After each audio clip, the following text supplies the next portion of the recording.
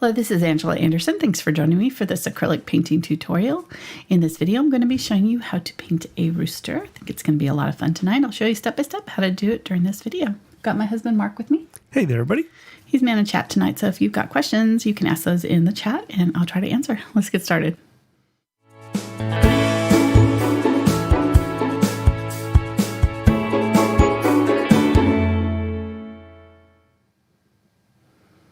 Alrighty, so I'm using a 12 by 12 inch canvas today. This is a watercolor canvas board. I decided to change my composition just a little bit. In the reference photo, the rooster was very kind of horizontally situated, and so I probably could have fit it on a 9 by 12 inch, but I decided to kind of open it up and give him a little bit more floof in the tail there.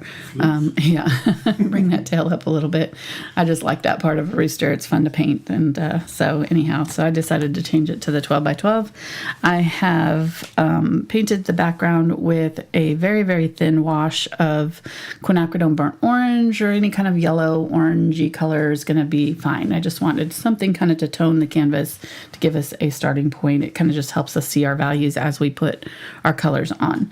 As far as brushes go, we're going to be focusing on brush strokes tonight. The feathers on these kind of roosters are very like strong, long gestural brush strokes. So I really want to focus on showing you how to do that, how to get these really long, beautiful brush strokes and kind of layer them in a way that brings out their highlights and also shows some depth and things like that. So we show you kind of how to build up your colors and work on those brush strokes to get the kind of depth that I'm talking about. So you're going to want an angle brush of some sort. I've got 3 different sizes here. Doesn't really matter. Kind of depends on the size of the canvas and the size of the feather. But for most of it, I'm going to try to use the bigger brushes for most of the bigger feathers. And I've also got some Filberts. These little ones here were the Velvet Touch from Princeton, and then these longer handled ones are the 6100 series from Princeton Summit. And I will mention them as I use them, but I'm not going to do a roll call. The only other thing that you're going to need, so you'll need an angle brush, a Filbert of some sort, and then a round brush to do the eyes details and the legs. So nice. So you've dropped floofy and roll call. Nice. I like it. Did I say roll call? Yeah. Oh. You talk about the brushes. We're not going to do a full roll call. Ah, did I? Okay. Yep. Well, I don't always pay attention. Number 2 lighter. I'm surprised. I'm surprised that you are paying attention. That's Miracles happen. Miracles do happen. All right. I was going to use a flat brush for the background, but I think I'm going to use the Filbert instead. It'll give me kind of softer, rounder brush strokes, and I think I'm going to go ahead and do that kind of greenish that's in my, go ahead and show the reference photo there. I think I'm going to go ahead and do the greens in the background, but I feel like if we have time, I want to add some flowers at the bottom because, of course, it's spring and flowers are my favorite thing to paint. So you don't have to add them if you don't want them. But we need a color roll call. Let's do the color roll call. Check. Carbon black, burnt umber, burnt sienna, quinacridone burnt orange, quinacridone nickel azo yellow gold. I'm sorry, not nickel azo gold. Quinacridone. If you don't have that one, Indian yellow hue is similar. It doesn't look like it, but they are actually kind of similar in their base tone. This one's just got a little bit more depth. Indian yellow hue. Then this one is yellow oxide, cadmium yellow medium, cadmium red light. I went ahead and put out Quinacridone Red. If you don't have it, just use these 2, Quinacridone, or kind of whatever you've got that's similar. The Quinacridone Magenta is next to it here, so you can mix these 2 to get something similar to the Quinacridone Red if you don't have it. And then Dioxazine Purple. I'm having a hard time with these names. They're all really weird names, though. I mean, in my defense, Dioxazine Purple and Phthalo Turquois. And it's like phthalocyanine if I was to say the whole word, but I don't. Yeah, it's like a long word, so I I need to just have nicknames for all these. And then this one is Unbleached Titanium and Titanium White. All right. And somebody was asking in my group about whites, and they were out of white and they needed to buy a white. I'm going to go ahead and put out a little bit of gloss glazing liquid as well. And they saw mixing white and then titanium white, and they were asking which one was better to buy. And I would say definitely titanium white. Mixing white is a mixture of zinc white and titanium white, so it will have some transparency. It can help you with your color mixing if it doesn't shift as much as titanium white, but I just say use less titanium white and you'll get a better. I would buy zinc white separate from titanium white, have them both. And if you only have to buy one, buy the titanium white, because you can just add water to get that transparency. It won't be exactly the same, but it'll be close enough. And you want the opacity of a titanium white when you need it. You really need it to cover. Okay, I need to go back to my... Oh, I guess you do, huh? Yep. Okay. There we go. Thank you. All right, so I'm going to just kind of quickly... Oh, that's my dog there. Sorry. So what did you say zinc white was made of? Zinc white is itself. Just itself. It's the mixing white is both. As titanium white and zinc right. white. It's both titanium. Yeah, it's got titanium white and zinc white in kind of like 50-50, I think. And it's a different brand. No, it's most brands will have it. I don't think Golden has it, but... right, but your mixing white is not Golden. No, it's not. Okay. It was Winsor Newton. Oh, thank you. I don't use it. I bought it and then I don't use it. So maybe I can I just sell it. end up using it. All right, I'm taking an auction in chat. No. Starting at $500. You know me. I have to have the colors, even if I don't use them. I want them just in case I need them. That's my thinking, which is probably faulty, but that's just how it works with me. So I want all the colors. And they want you to know that you are amazing. Thank you, guys. Thank you, chat. I hope you guys are having a good night. Thanks for joining this live. It means a lot. It really does. So we say that, but we mean it. Mm.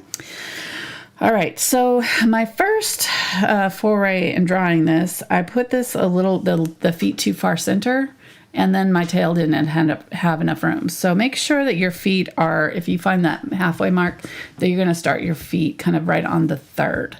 If that makes sense. Or at least ending up on the third. So they're going to be in here somewhere, these legs. And if you don't want to paint your chicken legs, you can just cut off, like I did the first roosters that I did that way. I just kind of cut off the end of their feet off canvas. If you run out of canvas, then you don't have to paint them. So easy peasy. Nice cheat. So, I just decided to go ahead and paint them today since I get asked that question all the time. Why didn't you paint the feet? Well, I wanted to leave more room for the thing. Plus, it's easier for beginners not to have to worry about feet, but it's okay. Can you put leggings on it? I probably could. Okay, thank you. All right, so I'm starting there. The feet are going to be about maybe 1.5 body width, so this should be wider than the length of the feet. And then as far as so from just the leg portion, if you did that, it's almost 2 to the top of the body from where the legs ends, like the thigh part, it's almost like 2 if you kind of measure that. I just like to have kind of a general idea. You could grid your photo. I'm obviously changing my photo a little bit, but I'm still trying to get the proportions at least kind of similar. So, and then the chest, I'm coming out a little bit farther. In this area, I'm stretching the neck up just a little bit. So it's kind of ending down here in our photo because it's a little bit more flat of a pose, but I'm kind of stretching out his chest here a little bit. And then making sure that the head is in this upper corner here. I want to make sure that it's got plenty of room for this nice crest that's going to happen here. Crest there. And that's probably not exactly the right. Let me see if I can fix that a little bit. There. And then there. And then the beak is going to be And it doesn't really matter what color you're using here. This is just kind of to start with. This is burnt sienna here, kind of mixture that I'm using, just because it's showing up pretty well against my backdrop. The eye is usually, generally, if you kind of did from the tip out, your eye, the tip of the beak out, back, it's going to be kind of right in there, in that area. And then I do your little V into the head. The beak is coming into the face. It doesn't sit on top of the face. It's not a straight line here. It's like a V shape right here. And then this wattle is going to come down. I think that's what this is called, right? Mm-hmm. And then there's like a little circular deal right there. Okay, so there's the face. And then the head is coming down like this. So this part of the head is actually really small. I think people sometimes when they're doing this, they make the heads too big. Their chicken head's pretty small. Rooster. And so we're going to have this golden feather ruff right here. It's like a little line mane almost. Really pretty. Golden feathers coming down right there. And then there's like brownish rusty feathers right here. And I've done a black and white, couple of black and white chickens. One was a Polish chicken that had the really fun ruffles on the top of the head, and then the other one was just a black and white one, I believe. I think. I'm trying to remember what colors were in that one. I think I added a little bit of blue, but but it's been a while since I've done a rooster, so I just thought it'd be fun to do it. Okay, so then there's going to be a longer, thinner, kind of more red, orangey feathers here. And then, so leave a little space from the back of the neck and the body kind of here, just like a little flat spot where these come down. And then there's some whitish, fluffy feathers here that are kind of covered up in our photo, but I have another photo that I'm looking at that show them a little bit better. And then our tail comes up. Now, you don't have to. I'm kind of bringing it up higher than it is in my photo over here. But kind of at least up to the head or just under the head size. That's kind of where I'm bringing mine up. And we're going to overlap those feathers. They're going to come down. They're going to be a lot thicker than what I'm doing here. And then these back feathers are kind of overlapping right here. There's these ones that come out. And then the wing is kind of right in here. So if you want to do that as you're sketching, your wing should be about the same area as this. So like if you kind of did your breast here and then your wing here, they're kind of two overlapping oval shapes here. And then the head is much, much smaller there as it narrows up. So there's the wing, and it's going to kind of come over and overlap a little bit right there. So that's going to be our basic shape for our rooster. And make sure you have your legs far back enough. They should come right up under the back right here. They should be kind of in that area. Okay. So let me get I'm getting my Filbert and my turquoise here. I'm going to spray my paints again. They're starting to feel sticky already. That's not good. A little bit of white. The white will make your paint more transparent, especially if you're using a transparent, or not transparent, make it more opaque. So white, titanium white will make your paint more opaque, help you cover over areas if you're using a transparent color. So Quinacridone, or the turquoise, is very transparent, and so you need a white or yellow. The cadmium yellow medium is an opaque color, but it's not very, very opaque. It's kind of so light that it needs a little bit of white in there. So I'm going to add that, and I'm going to add, I realized I didn't put a blue in here. I'm going to add a little bit of purple magenta. That'll just kind of warm up the green a little bit. Okay, so there we go. So I've got that, and then I'll have cadmium yellow and the yellow oxide here to have kind of a couple other versions of it. And I'm going to go ahead and cover most of this tail up here because I need those feathers to come down into it, and so I want to be sure that I've got green under that area so I don't have to paint around the tail later. So here we go. Come up a little bit farther than you think you need to. Get some more yellow, do some kind of yellowish stuff here, and then down in here I want to kind of mimic some grass maybe. Get a little bit more white for this area.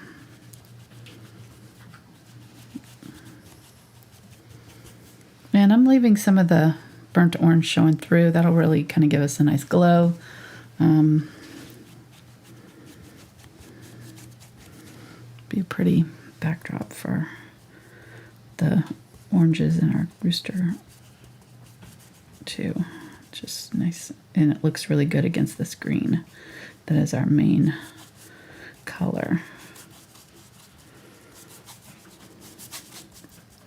for the background, at least. If you don't have Phthalo Turquois, just use a green of your choosing. Doesn't really matter. It's just filling in this background. You can choose whatever color you want for this.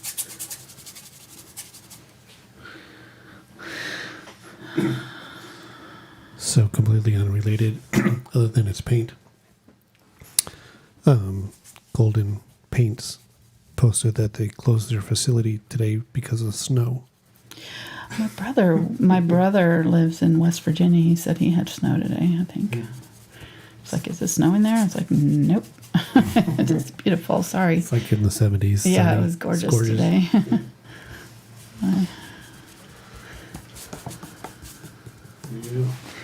We had really nice weather. Well, I say nice-ish weather this weekend.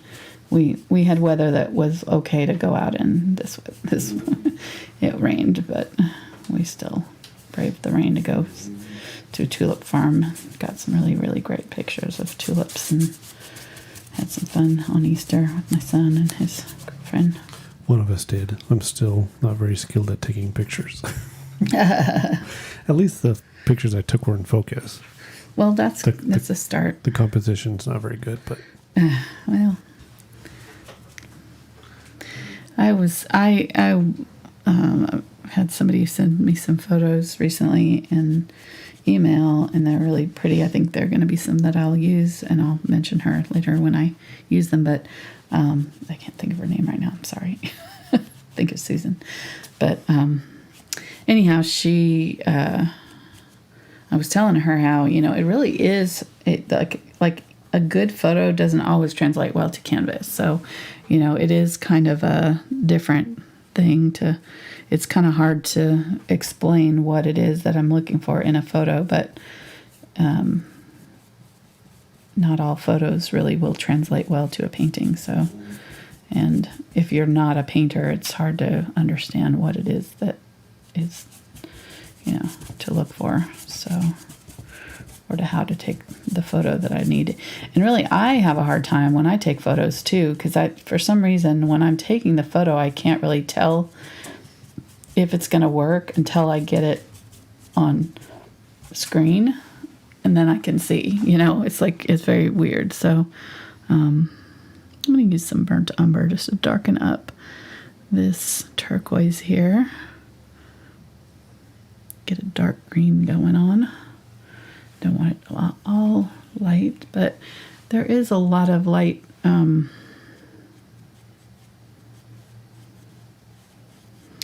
There is a lot of light in our background in our photo, and we do want it. The rooster is kind of dark. The feathers and things are dark, so the lighter background will kind of help us with that. The rooster will pop out a little bit more.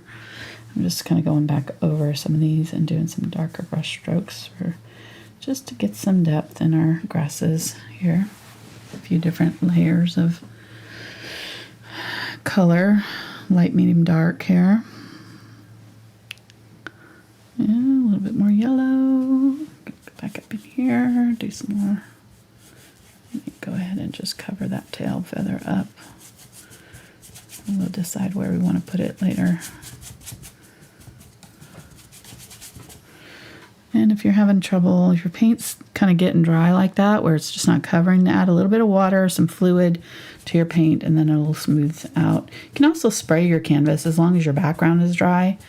You can spray your canvas with a little bit of water. That also helps. That's what I usually do when I did the orange, I sprayed it. Once it gets a layer of paint on it, it doesn't seem to be as thirsty, you know, so it doesn't like suck up the moisture out of your paint as quickly. But it's still, you know, it's still wouldn't hurt anything to add a little water to your canvas if you're doing a large area. Okay, so I'm going to go back in here and just add some just random brush strokes with some interesting movement. I'm going to kind of go around my tail here and sort of like mimic the sweeping brush strokes of the tail, even though this is going to be the green. It's not part of the tail, but just kind of be interesting in the background and have a little bit of movement here around I noticed we did that with the fox, and I really liked it when I got done with it. I didn't do it intentionally when we were painting our boho fox, but I went in and did a darker color around it.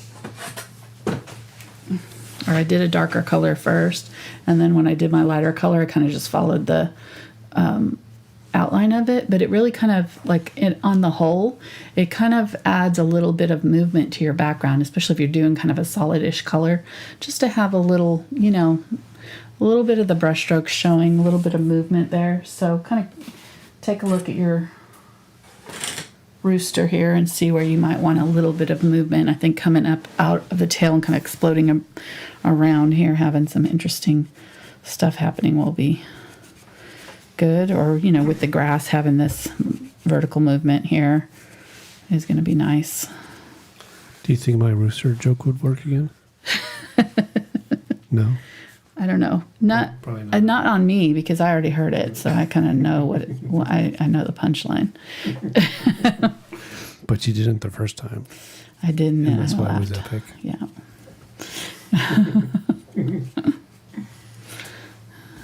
You can paint. You can do it if you want. You can see. I don't know.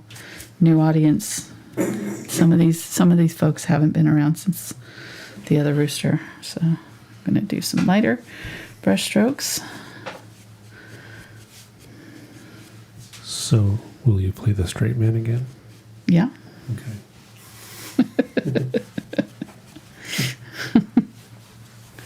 I can play. No, I don't know if I can do it. I know. It's like, what did I say? You can do it without laughing. Yeah. You have to do it when we're not expecting it.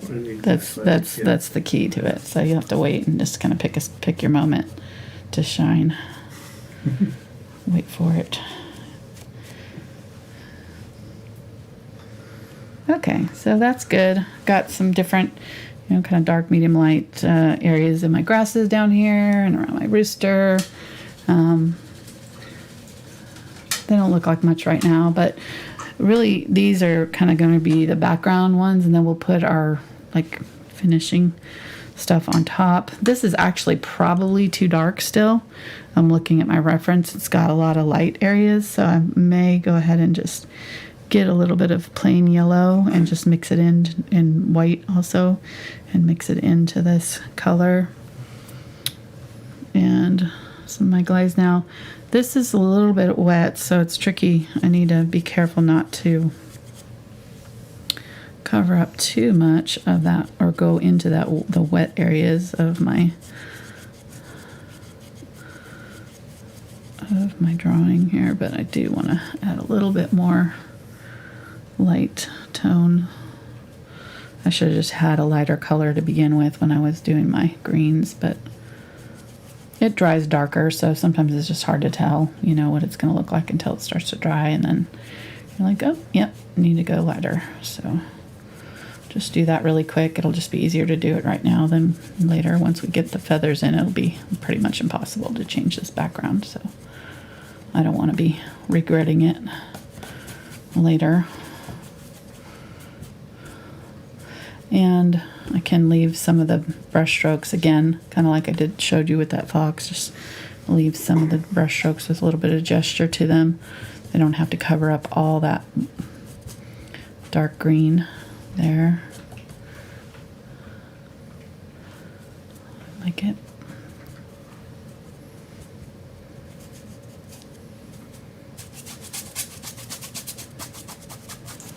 And this glaze, yeah. This glaze,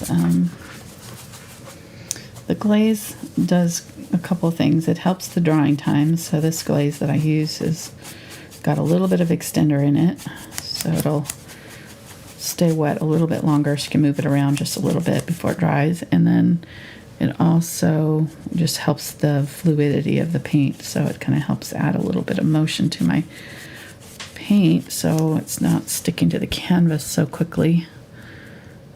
You know, it just helps me push it around a little bit more. You just have to make sure that you don't have wet layers underneath when you're doing this, because if you have paint, acrylics, when they start to dry, they get sticky, and you can tell if you're going over an area and it's dry, it's not,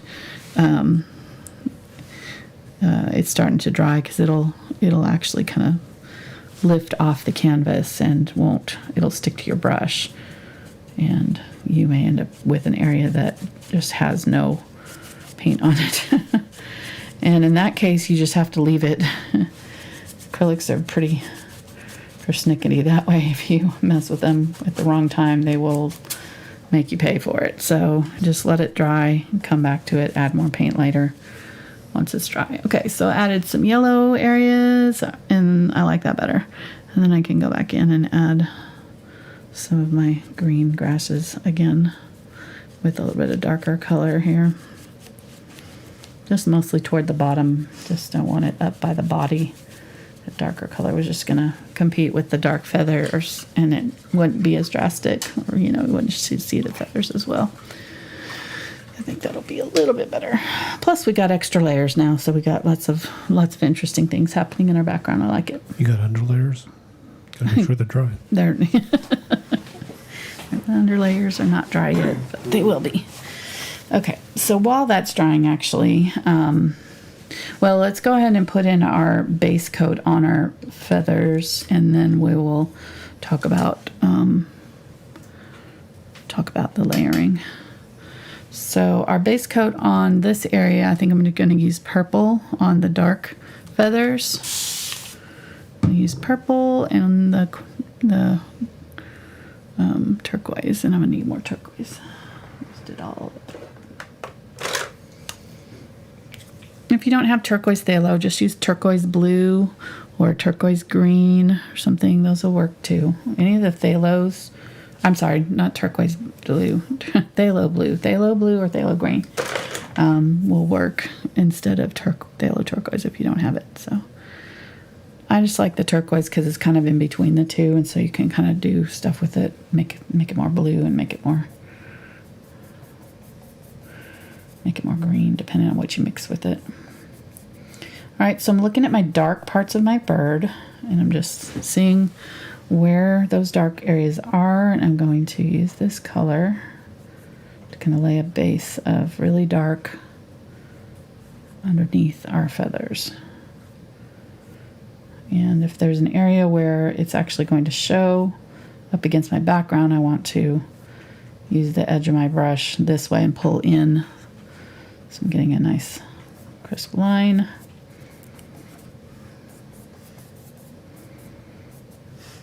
Like that. Okay.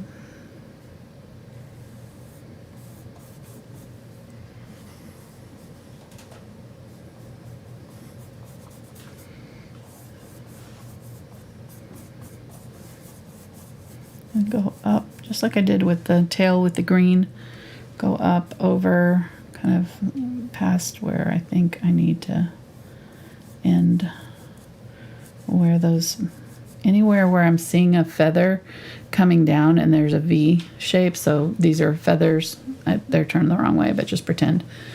Anywhere that these feathers are laying, I want that dark color to be all the way up to here. So I'm going to have to come all the way up here where those feathers, in between these feathers here, to make sure that I'm going to have this dark color up underneath them when I do them. So I'm going to come up, and anywhere where I've got feathers, I'm probably going to bring my dark all the way up across that whole section of the feathers, and then we'll put them back over the top, obviously, but we need that dark color underneath to layer.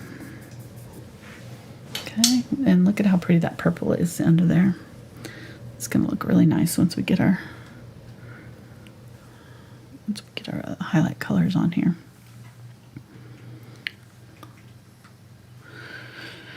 And back here, so I need to decide how tall I want my feathers to go. I think they're right in there somewhere is going to be good. So I'm going to have a long feather coming out and down like that. Can you repeat your color mixture for the blue there that you're doing? It's turquoise and purple. That's what I have right now. Thanks. Thanks. No, thank you.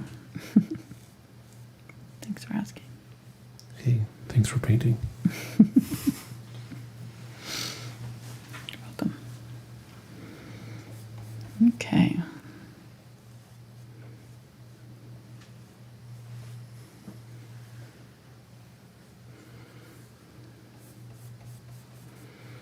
And then there's some bigger feathers that are coming back this way. I'm just going to go ahead and kind of do those. The ones that are sticking out kind of right in here. There's going to be more of these coming out, but I want to wait. I just want to kind of do the main mass of them first, and then I'll come back and kind of fix it later. So this is the wing coming up here, and then we've got the larger feathers coming back this way. I probably didn't bring that up quite far enough, but it's close enough. I might bring some green up there later. Okay, so there we go. So most of it's going to be that darker color underneath as the base, and then for the underneath the reddish and golden areas, I think I'm going to use Quinacridone Burnt Orange and Burnt Umber. The Burnt Umber will help it stick, or maybe a little bit Burnt Sienna even. Will just help make it stick a little bit, and I'm going to use that. I also want to use the darkest version of any of the colors that I'm seeing in my layers. So this will just help. I might use a little bit of that right there. Go a little bit lighter, maybe use a little bit of the Quinacridone Gold up here in the neck. And if it's transparent, you may want to add a little bit of a color like the Burnt Sienna or Burnt Umber that's a little bit more opaque. So helps to kind of know. Well, you can tell as soon as you start painting with it, though, if it's going to be covering or not. The quinacridones, the phthalos are all going to be transparent. So you'll need other colors with them if you want them to cover up other areas. And then let's go ahead and do this post that he's standing on. I'm going to get some cadmium yellow, or I'm sorry, some of the burnt umber and some yellow oxide here. And I haven't cleaned out my brush, so it's got all these other colors in it too. It's fine.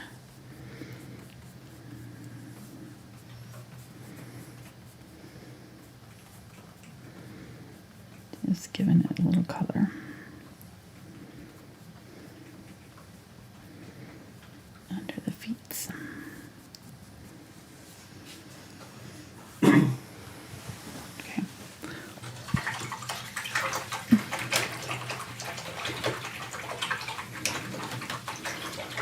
So real quick, your challenge image, you knocked that puppy out in 2 weeks. We did. You did, and so Yes. yeah, you like that play on words, huh? I did. Yeah, I didn't even mean to, but then I was gonna crack myself up. Mixing my Quinacridone Red and my Magenta. If you don't have the red, use the other red. Just making a deeper-ish red here. Nice. Go ahead. So have you settled on the second No, I'm subject? going to decide tomorrow. I've had several. Yeah, I have a there's some couple of good ones. contenders. Yeah, that I think I want to paint them all. That's the problem. Mhm. They're so cute. Getting a little bit of darker burnt umber here, right here, and around the eye. Kind of right up in here by the head. He looks a little angry right now. It's okay. They kind of do look angry. It's just there.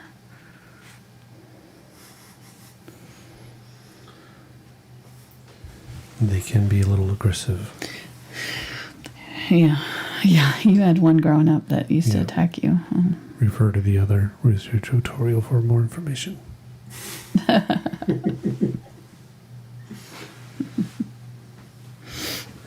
Yeah.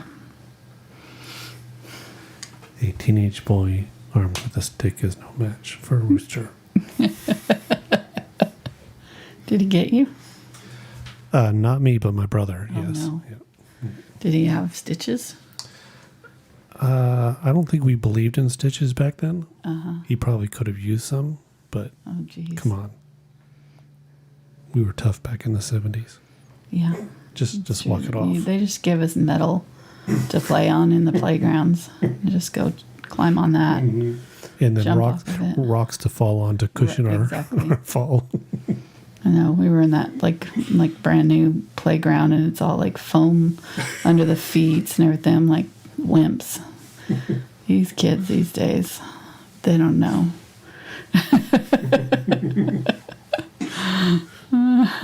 Give us a few trees, some sticks, rocks. We're good. Okay. Well, there's our little rooster dude. I made his head thing a little bit bigger, but that's okay. And then for the beak, let's go ahead and do kind of a burnt umber brownish color. So we've got a nice curve here. And then just kind of straight back and angle it in. Okay, so that'll be good to start with. I need to bring this out just a little bit. The underneath the head there, and then I'm going to go ahead and get a little bit of black and kind of draw in the eye a little bit just to give us a little bit of focus area there. Okay, that'll work. All right, so while that dries, I need it to dry really well. I'm going to go ahead and get my page out here and practice page. This is just a Strathmore visual journal. I like these. They have a link down in the description to Blick, and they carry them at blick.com, and they also carry them on Amazon last time I checked. I think I have it in my acrylic painting supplies list. I would check Blick first though, because they're usually cheaper than Amazon. You want me to go try that? Yeah, you can. Yeah, go ahead. While you're doing that, Sure. something I do. All right. So, when we're doing these feathers, I already kind of did one with those big long tail feathers. But what we're going to end up doing is we've got our long feathers. We're going to do these long sweeping brush strokes for this. And I'm using the Filbert here, but you could use the angle brush for this too. And what I'll do is end up starting thick, starting with the flat end or the rounded end. And then as I go toward the tip, I'm going to have to turn my brush a little bit. And so this is where it can get a little bit tricky. So if I want to end it on a point, what I can do is do it on its side. So in order to keep from having to turn the brush as I go around, what I can do is start it on its side and push down till those bristles kind of fan out. And then as I lift it, they're going to come back to a point. They may not always, and on paper here, it's sucking all the moisture out. It won't do this as much on your canvas. If it's doing it, then just add more moisture to your paint, though. If you get to the end of your line and you get these kind of broken edges, and you can just add a little bit more moisture to it so that you get a nice broad tip. And you can go and do this a couple of times in the same place if you need to make it wider. The thing to remember is just to kind of lift it straight up and not, when I lifted it there that one time, I kind of turned my brush a little bit, but just lift it straight up when you're done. Then you can come back and make it a little wider at the top if you need to. Okay, so you're going to want these kind of brush strokes, and then some of the smaller feathers are going to be coming this way. So you're going to be using, or some of the actually more rounded feathers are going to be using this way, and we're going to be pulling this way to do them, like that. So having that rounded tip is really important.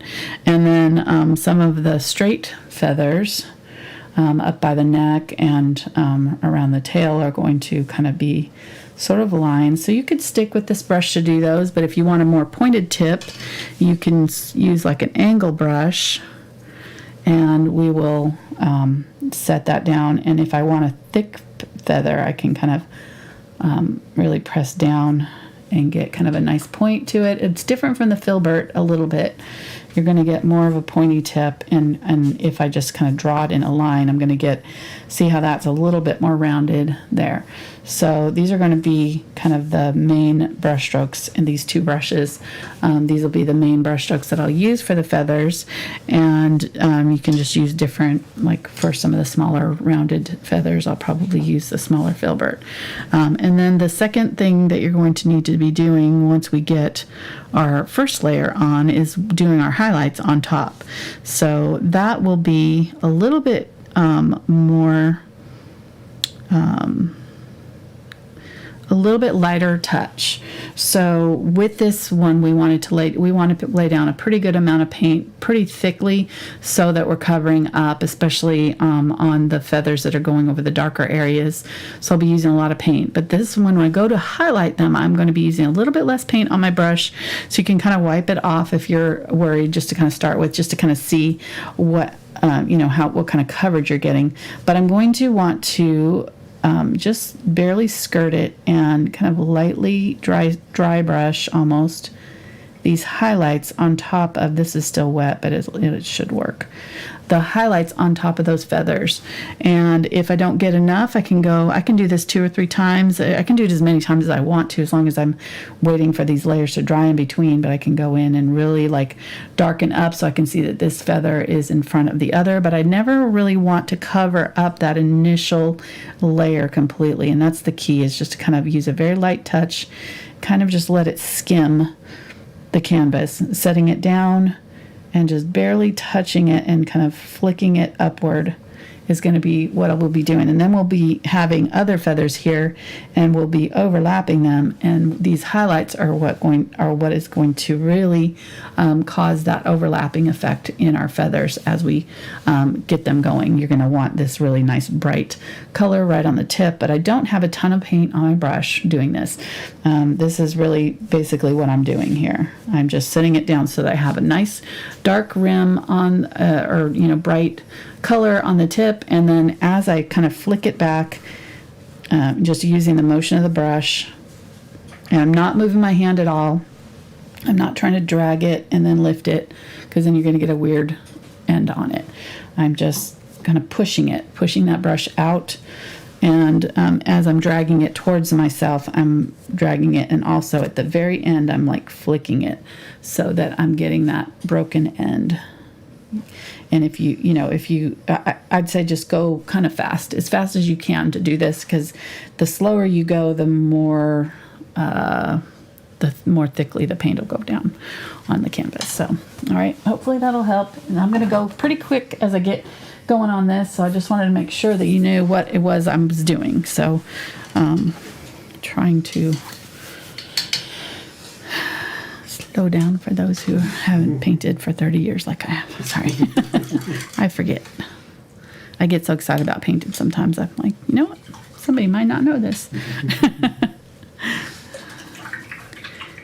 I try. Okay. So I think I'm going to use the smaller Filbert. This is the 4 Filbert on this guy He's already dry nicely. And I want to start from the tail and move this way so that each new layer is overlapping. So this is going to be the last part that I do because it'll be on top of everything else. So back to front here. Let's get some of the, I think I want a little bit more of the turquoise in the tail here. And if I mix a little bit of magenta in with my turquoise, I'll get kind of a navy blue color. Look how pretty that is. So I want a little bit of that, and then I have this one that's got a little bit of the darker purple in it. I want a little bit of both. And I'm just gonna kind of lightly run my brush through, so I've got several versions of that color on here. And depending on how hard I press down, I'll get more or less paint coming off. So I'm just going to run it across here and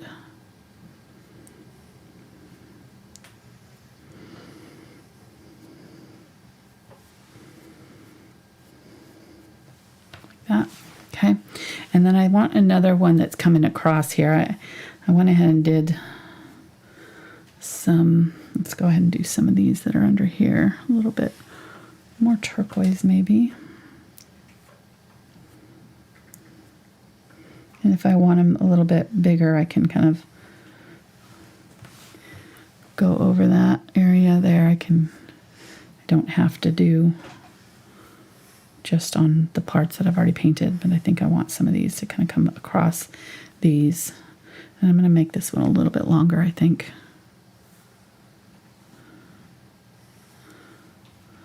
And then do another one right here that's really long that kind of crosses over all of them. Okay, and then that one underneath there, I think I'm going to make a little bit wider right here. Okay. What are you laughing at? Apparently in my freestyle side camera, I got some quotes in the shot. Oh no. That's Fredrix, that's not mine. I don't take credit for those. They sent me those, and I liked them, so I put them up. So I guess I should take credit for them, but sorry, kids, if you're watching. Don't go back. Don't rewind. Apologize to the moms out there.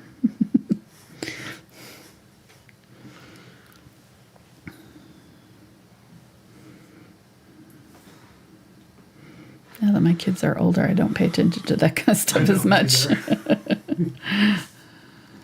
Yeah. Okay, so just adding back in some dark here, and that one seems a little bit bright, so I'm just going to kind of tone down where it starts here. Maybe get a little bit more and do some kind of over the top of, there we go. Nice, okay. I'm just trying to kind of create some movement in here, some depth. Getting some, I want some turquoisey green here. And if it gets too pink or whatever, you can go back in and add more. You don't have to live with what you've done, is what I'm saying. If you've done something and you're like, oh, that's a little too bright or a little too dark or whatever, you can always go back in and kind of adjust things and move things around, manipulate them a little bit. So I'm going to go back in and add some purple there. And I think that's pretty good.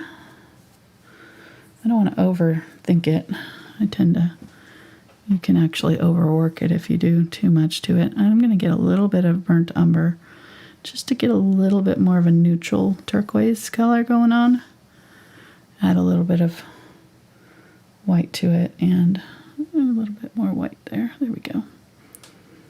Use that for some highlights. There we go. So that's nice. That's nice. Having a little bit different, kind of more neutral green there for some of the feathers. Nice. Okay, let's add a little bit of this on here. Now I'm going to add it here even though that it's going to be covered, but I'm going to go ahead and add some of that. Layers in there. And it'll be darker right along here.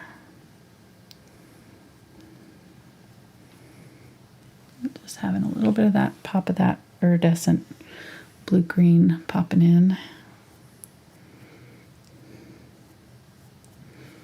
Nice. Let's put a little bit of it on the chest feathers here. So there is,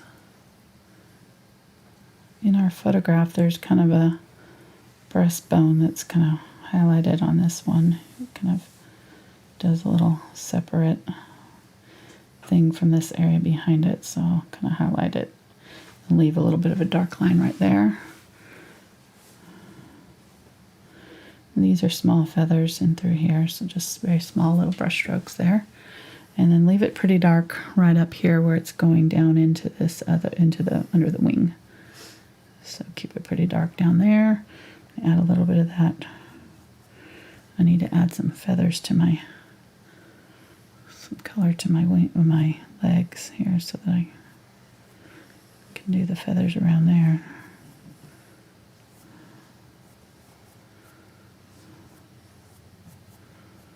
Okay, so there we go. Got some nice.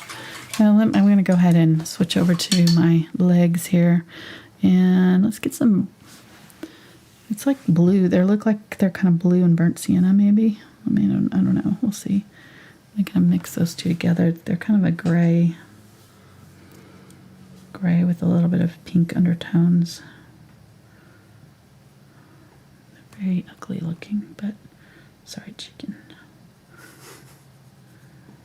Pretty. Let's get some unbleached titanium here. And I'm just going to kind of add some little knobbies to them. They kind of have those kind of like almost scales. Maybe they are scales. Don't know. Don't think they're scales. They're like the first raptors. They're dinosaurs, living dinosaurs, right? Aren't all birds? Pretty much.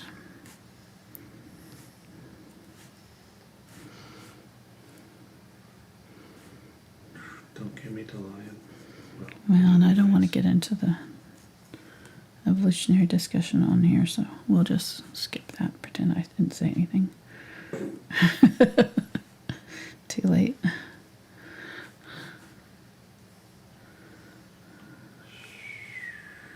They're relatives.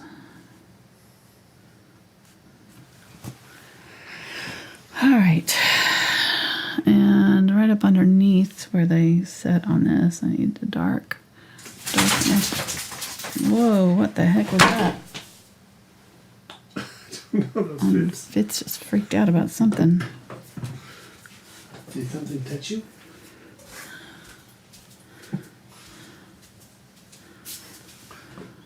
You knocked over his painting. Oh, the painting fell over? That's what happened. Yeah, but it fell over after you moved. Well, but maybe it was starting to move. Maybe it was starting to fall over. Okay. You said you tried to get me. That painting of that dog tried to get me.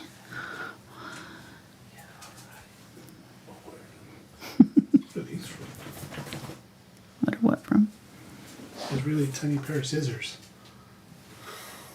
Oh, that's from the this set. From Liam's? From Liam's, yeah, veterinarian set. Christmas. Okay. That we got him for Christmas.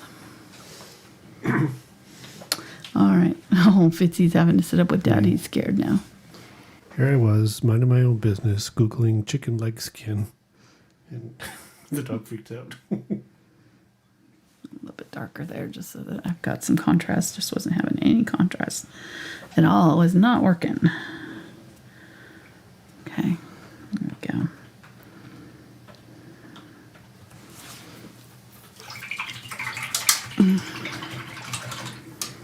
And then let's go ahead and I'm gonna get a blender brush, and okay, I've got it. I'm an hour in. I'm making okay time. I need to probably speed it up here. Getting burnt umber, adding it, some green to it. Right I'm going to add it to this too. Maybe some unbleached titanium. I'll just scrape it through so I'm getting some texture. And this actually comes down there.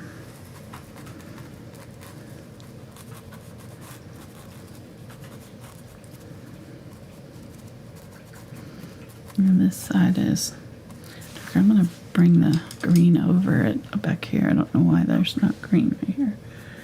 It's not.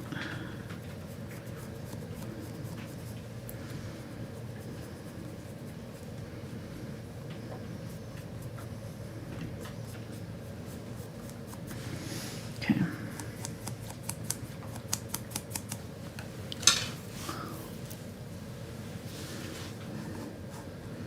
It's not really wood. I don't think it's wood. I think it's like concrete, but we can make it look like wood if we want to. It just depends on what you want it to be right here that he's standing on. Doesn't really matter, honestly.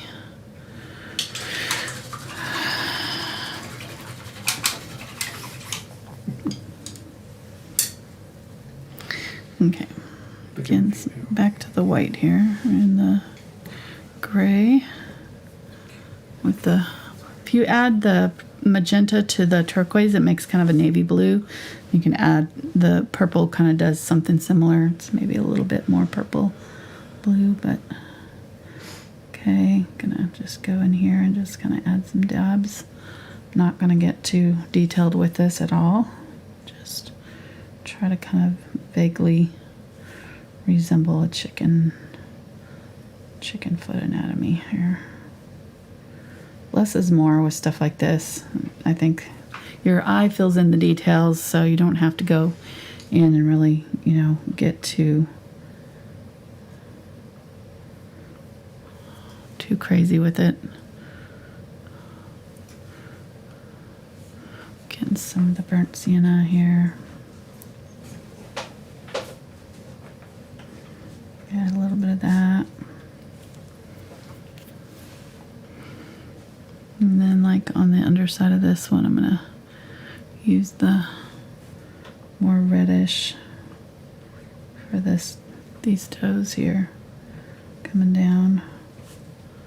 And there's a little bit of this toe coming across here that we're seeing. What's he doing? He's just trying to not fall off.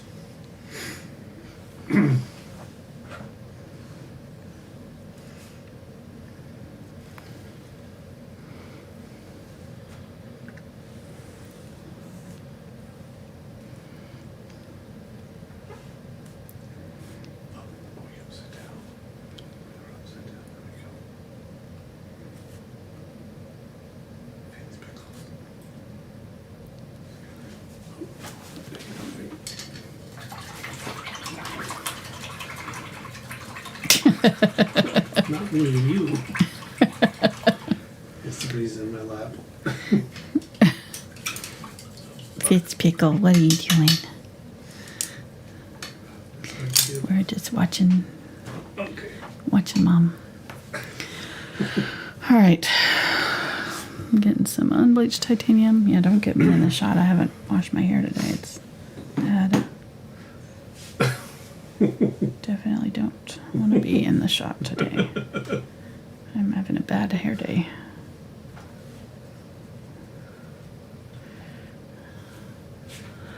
Right, highlighting down the leg, this front side here. Okay, there we go. Yeah.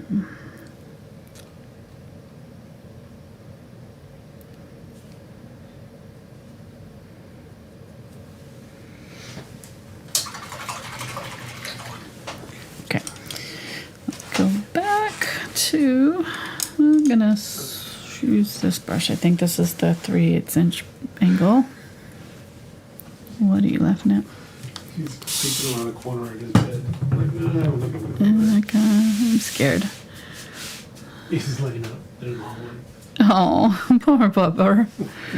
That scared him. I'm going to mix a little bit of the Quinacridone Burnt Orange and the Quinacridone Gold together and start up at the head here with that.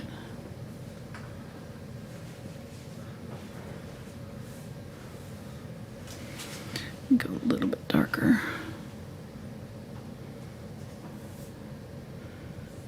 These colors are transparent, but I've got a little bit of white in here, so they're kind of covering a little bit. And let's go ahead and use the Quinacridone Burnt Orange on the back. Make sure these feathers are pretty much the way you want them to be. Oh, I do need to add those little white tufts of feathers here too. I can do these ones first though.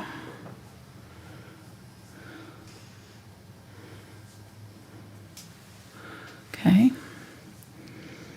Yeah, if you don't have that Nicolazo Gold, I'm going to be using it, the Quinacridone Nicolazo Gold. I'm going to be using it more because I used it on the fox recently and just realized I really like this color. I like all the Quinacridones. They're just really, really vibrant and they mix really well and they're very unique. They're really not colors that you can mix yourself to get this level of vibrancy, you know? So that's what I'm like, okay.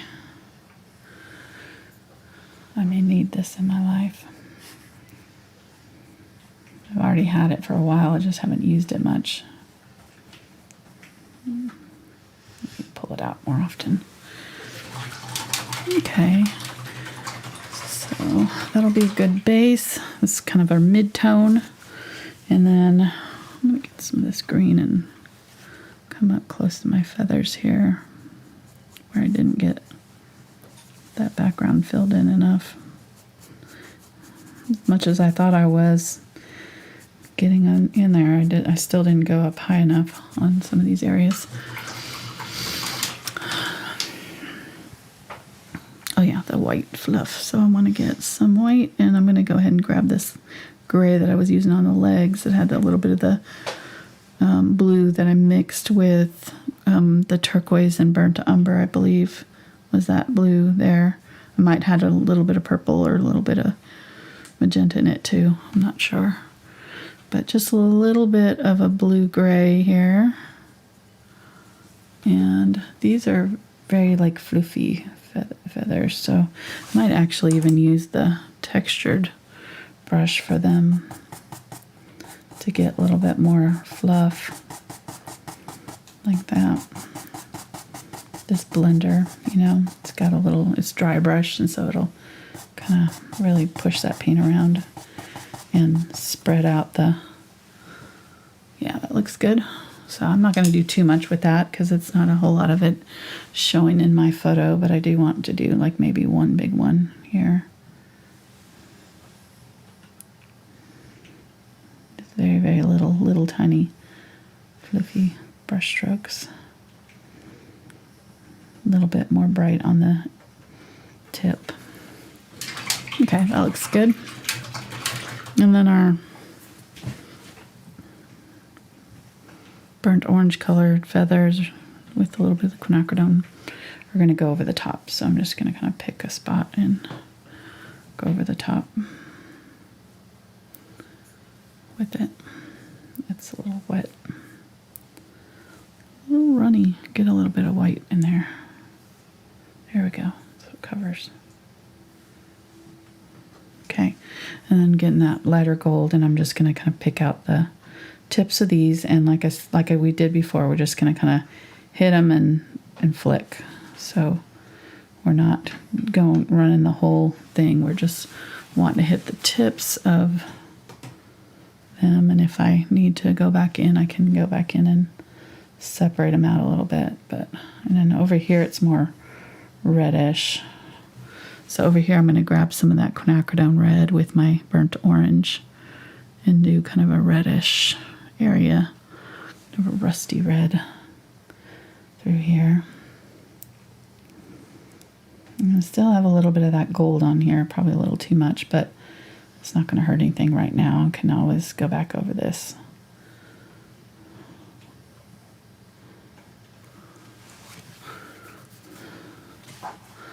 And these go over pretty far, kind of down here. So go ahead and overlap them really well.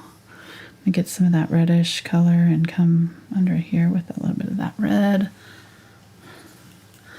And I want a little bit more of the gold. I'm going to go ahead and get some Indian Yellow Hue. I haven't used that yet. Come down from here with that. And I might just go ahead and get my purple and turquoise, or magenta and turquoise with that navy blue color, and just clean up this wing here. So it's going to come down kind of right in here. Just go over the top of that orangey color to kind of mark out that wing. There we go. And I don't really care for that feather there, so I'm just going to define it. Just pick a spot where I want to add a highlight. Get a little bit of my yellowish color. And just kind of separate it out. So maybe I'll just kind of pull a longer line right here. Give it a little separation.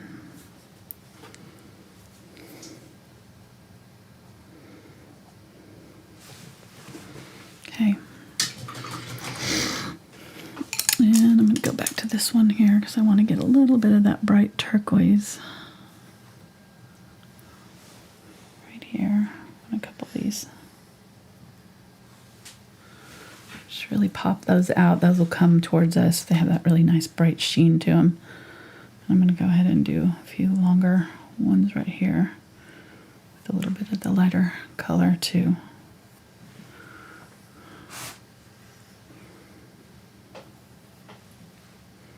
Okay, nice.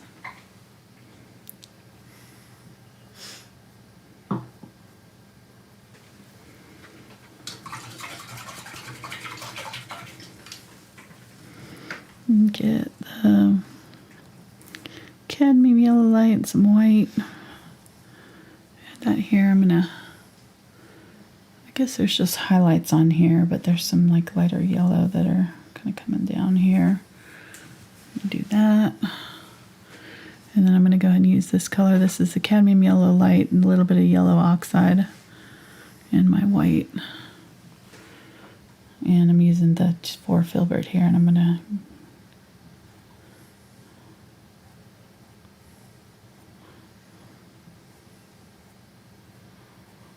widen out that neck a little bit.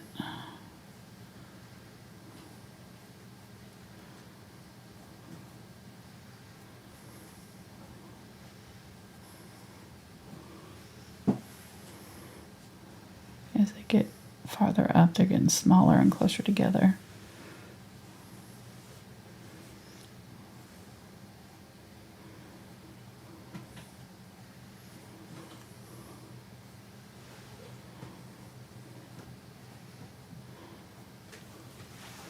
Here we go. Nice. Okay, let's use a little bit of this color. Just pop it on some of these highlights here too.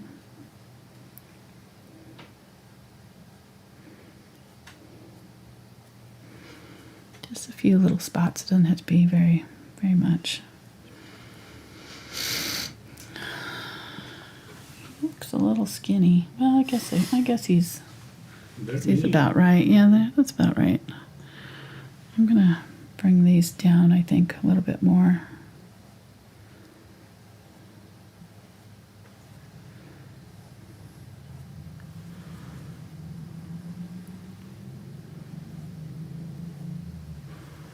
Okay. This is the Quinacridone Gold, so I'm going over the yellow parts now. That yellow kind of helped give me a base for the lighter color to go on. I'm going to get more of that Quinacridone Gold and come over this area here with it. I'm creating some darker spots in my feathers. And get the Quinacridone Burnt Orange too, and then do the same with that.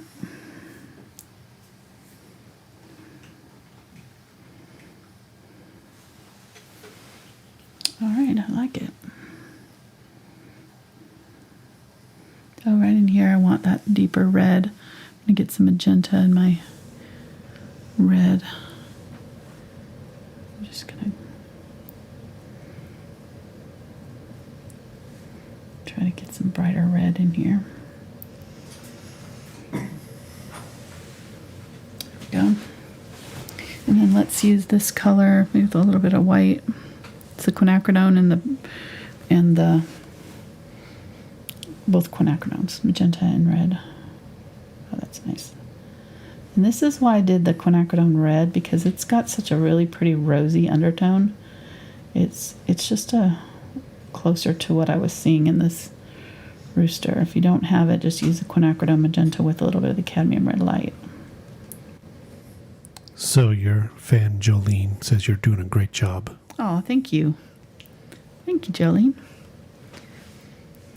She's a little 3-year-old daughter. Oh. Our fans. Oh. It's awesome. Hey. Thank you, Jolene. I'm sure she's painted some really fun stuff for her mom. It's a fun age. I love teaching kids to paint. They just jump right into it, both feet. No fear. No expectations. They don't care what it looks like. Just have fun with it. It's so great. It's infectious. All right, get a little bit more of that white. This brush is a little bit big for what I'm trying to do, but it's working, so I'm just going to stick with it until I can't do it no more. A little bit of white, so really bright. Just going to tap it kind of on the tips of these.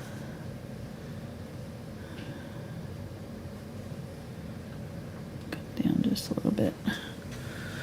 That's a little too much.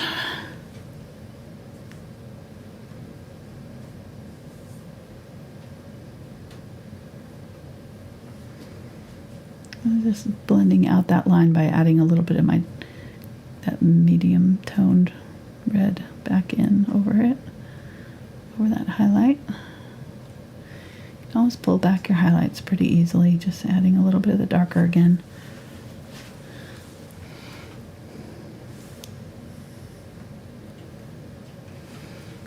Okay, then let's get my smaller round here. This is the 2 round. And some of my highlight yellow here that I was using before. Just this one that I was using on these feathers. Here it's got the cadmium yellow light and the white and the yellow oxide. I'm gonna go in and kind of just do little V's around some of these feathers here. Just a few of them. They have these little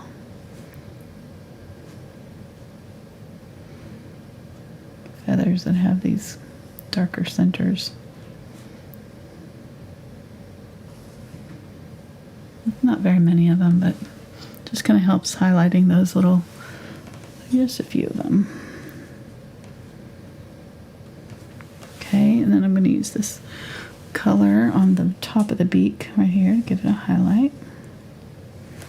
And then get some of my burnt umber. And while that's wet, I'm just going to kind of push it around. I still have that highlight on here, so I'm just kind of using that highlight color that's wet and a little bit of that burnt umber to kind of help push that paint around a little bit. Get a little bit of my black and go in here in my darkest part of the beak and kind of separate out that beak. Make sure I have a nice dark color around my eye.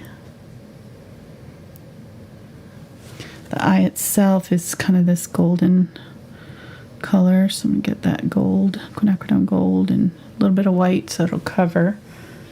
Fill that in with that.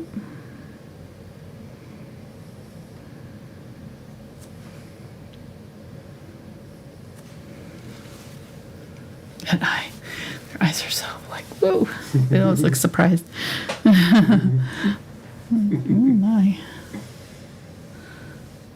Yeah, just gonna separate out some darken up that eye a little bit around it, soften up that black around it. And get a little bit of the pink highlight. Kind of run a little highlight around the top, around the beak right there, around the eye. And around the top of the eye. There's a really light pink that kind of comes up over it. There we go. And it kind of runs up into there. And then if it looks too obvious, you can get a little bit of your darker color and just kind of tap out where the transition happens so that it's not so bright right there. See? And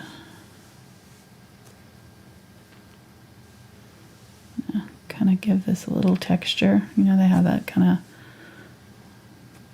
texture in the wattle there.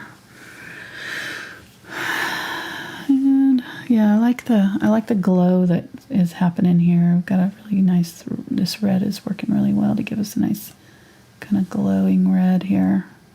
I can go back in over the top of some of my lighter areas if I want to and add a little bit more glow. Make sure you have a nice dark area right here where that comes up in. I might even go a little darker right here around it.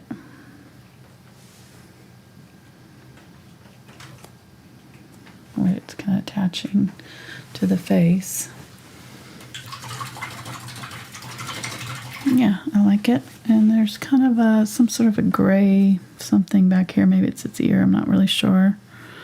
Something back here, right in here, I'm seeing. So I'm just going to do a little something there.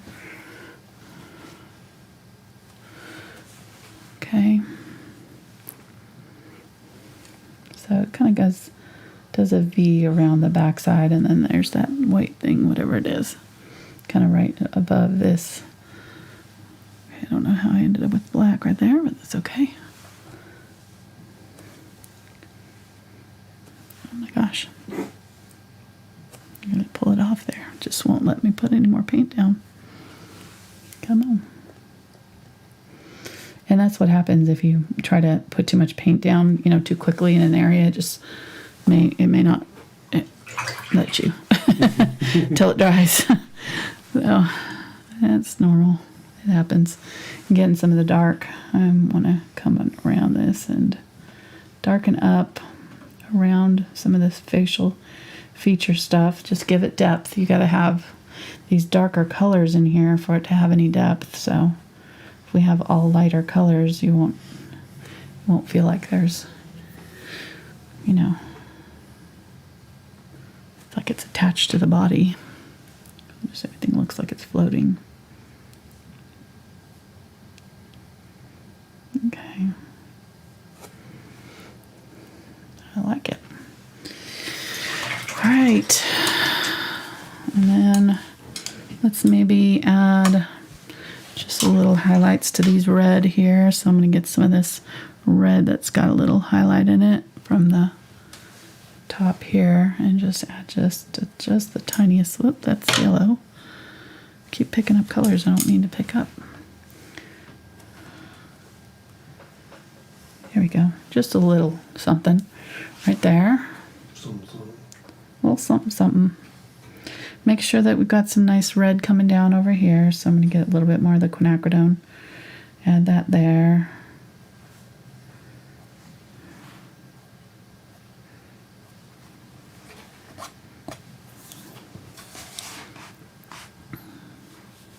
Make sure I've got a good shadow going down my legs.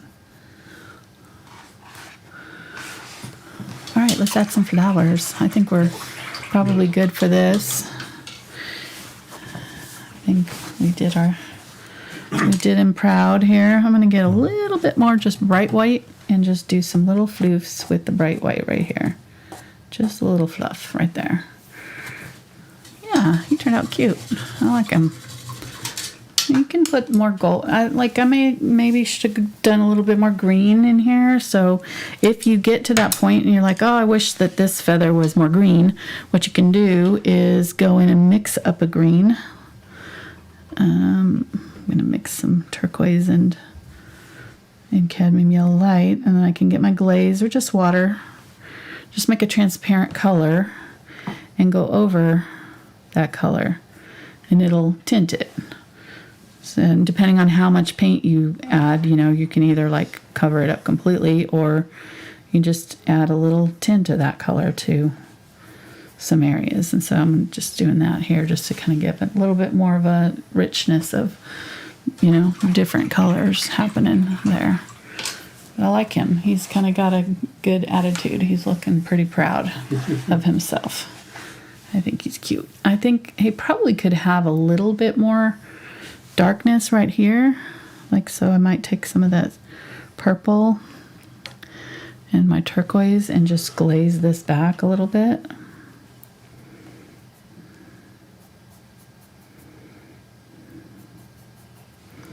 And you can glaze in your feathers here too if you want to darken up any of these, or make ones look like they're coming over another one, or add a center line, or whatever. There's all kinds of things that you can do here, but yeah, it looks good.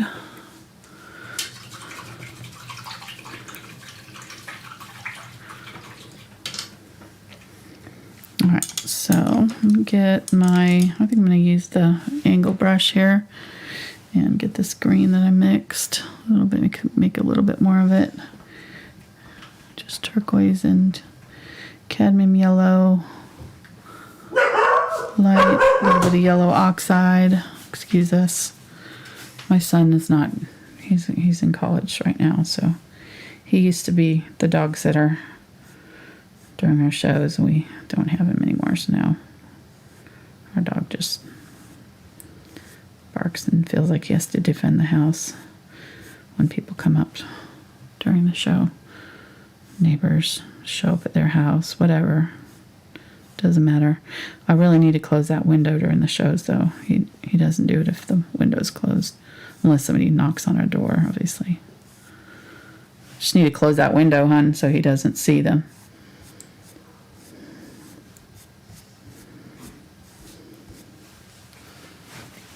Okay, so just pick a contrasting color. Could be lighter, could be darker, depends on what your background color looks like. And I'm going to go ahead and go right over the top of his feet with a couple of these. Why not? Getting some burnt umber to make a darker green. Let's just use that to do a few blades over the top of this. This will give it a lot of depth and make that. Come on. If it's not flowing for you, you may have to add a little bit of moisture. Remember we talked about that when we were doing it on paper.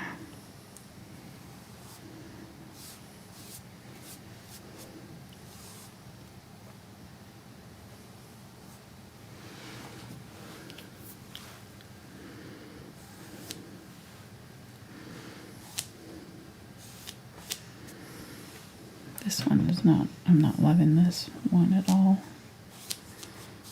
So maybe what I can do, we'll see, is when you add white, see how it makes it kind of gray almost? To add a little bit of yellow to make your lighter greens. Okay, so I can just kind of take some of that background green, kind of a mid-tone, and make that a little bit less obvious. Okay.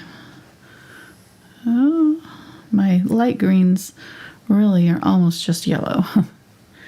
And that's because when the green is in the sunlight, it turns the chlorophyll inside of them yellow. The green turns yellow. So you have this beautiful golden grasses. So what's the over-under on the number of flowers? What? What's the over-under on the number of flowers? What do you mean over-under? Like, are we talking 5 flowers or 500 flowers? No, not 500. We're taking bets? No. Oh, I do want to add a highlight to the eye, though. It's so cute that you laugh at, oh no, it's not going to be 500. That's so cute. We know you. All right, adding a highlight. And I like the highlight to cross over into the black area just a little bit too. Just kind of gives it a little depth. Center it so I can get it to zoom in. It'll be everybody's nightmare. Okay, let's go ahead and highlight the beak too right here. You will see that in your sleep tonight. I just added a little bit of white that crossed over just slightly into that black right there. He's coming for you. Let's go ahead. He's coming for you. Stop it, Watch Mark. out. You've got kids watching. Go Don't ahead. fall asleep. The rooster is there. Okay.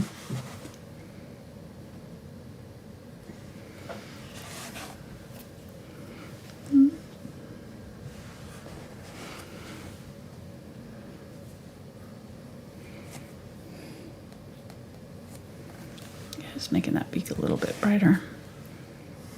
Maybe a little pointier too. There we go. Excuse me.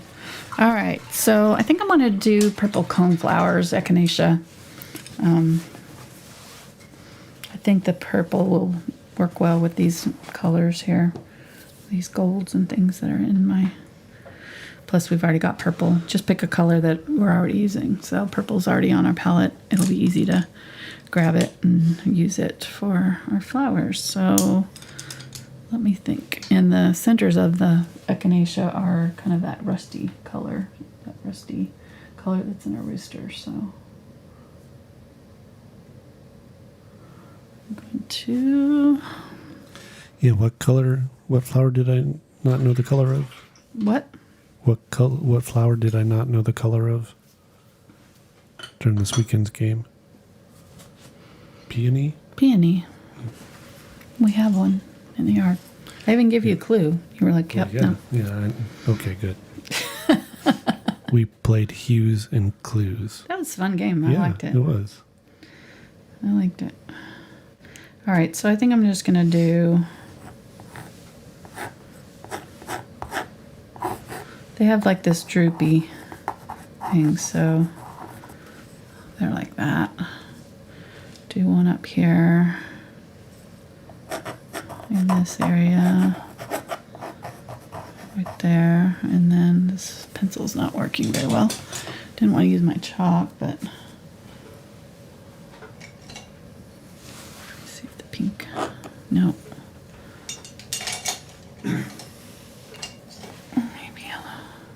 It's not going to show up. We'll just paint them, I guess. I don't know. I don't know. Let me try this. Try the chalk. So I don't really want to cover over him. I kind of hate having it too separate though. So I want to be kind of close to the rooster, at least. So something like that. I think that's about the right size. They're pretty largish flowers. I might do another one that's just kind of opening up right here. So we'll do 5. Is that an acceptable number, Mark Anderson? It's a good start. I don't think we'll end there, but it's a good start. So there we go. I'm kind of doing different sizes, different angles. I actually think I want one of them kind of coming up instead of down. So maybe this one is kind of opening up this way, up. Okay, that's good. Let's go ahead and paint in our petals.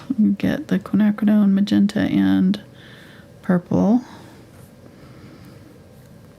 Make a violet, add some white. Color's a little bit more reddish, I think. Get a little bit more of the magenta. There we go. Something in there, close to that. So I'm just going to kind of do my petals in a kind of a droop from the sides towards the center.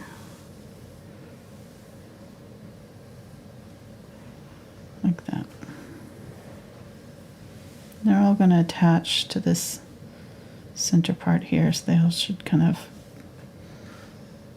eventually point into there. Yeah, love that purple against that. That looks really good. I like it. I like it.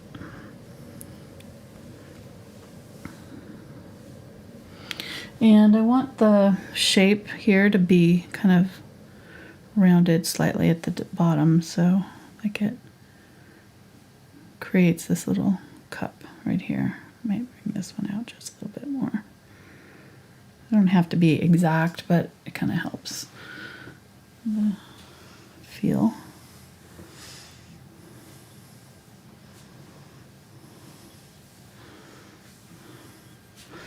And then do this one coming down and opening up. So it's just barely opening. And these ones in front are, we're seeing the back side of them, so they're darker. Like that. Excuse me. I don't know why I'm coughing all of a sudden. And go a little bit more magenta here. Pull down from the centers with a little bit of magenta.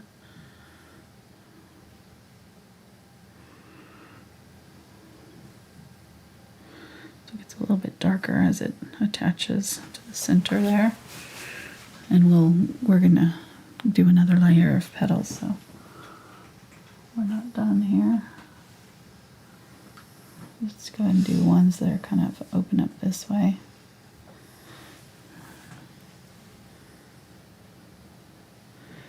And these are very similar to what we did with the Filbert brush, where we're just setting it down and kind of pulling it in.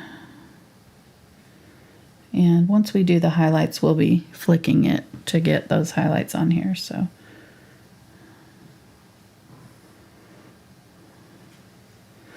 probably doing too many petals, but oh well. Yeah, so let's do this one that's kind of open, sort of towards us a little bit, like maybe tilted towards us, just so they're not all the same exact shape and everything. And then as they start to die off, they kind of really like droop a lot. So we'll do this one kind of really drooping downwards, kind of towards the end of its life there.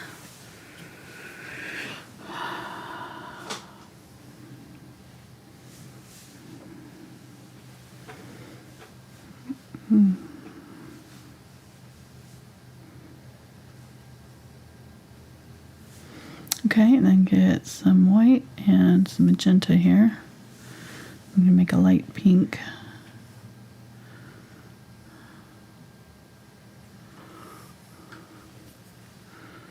I still have a little bit of that purple in my brush. I want to be a shade or two lighter than what we've got going on already, and just kind of come up over and don't go all the way to the tip, to the top. And not all of them have to be highlighted either. Like some of them can be a little bit darker, like they're maybe behind. So